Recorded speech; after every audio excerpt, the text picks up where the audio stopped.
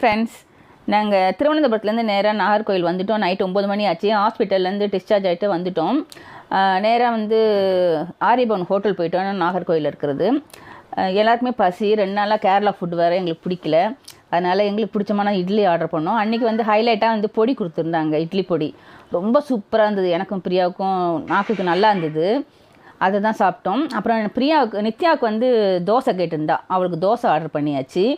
இப்போல்லாம் வெளியிலலாம் வந்துட்டா அவளே சாப்பிட ஆரம்பிச்சிட்டா. ஃபஸ்ட்டுலாம் வந்து ஊட்டி விடணும் அவளுக்கு. இப்போ யாரையுமே எதிர்பார்க்கறதில்ல. ரொம்ப என்ஜாய் பண்ணி அவளுக்கு பிடிச்சதை ஆர்டர் பண்ணி அழகாக சாப்பிட ஆரம்பிச்சிட்டா. இந்த டெவலப்மெண்ட் அப்படிங்கிறது தான் நான் ரொம்ப நாள் எதிர்பார்த்துட்டு இருந்தேன். ரொம்ப சந்தோஷமாக ஹாப்பியாக இருந்தது எனக்கு.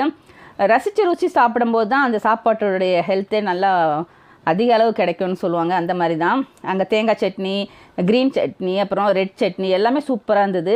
தண்ணி வந்து அந்த ஒரு வேர் போட்டு கொடுத்துருந்தாங்க.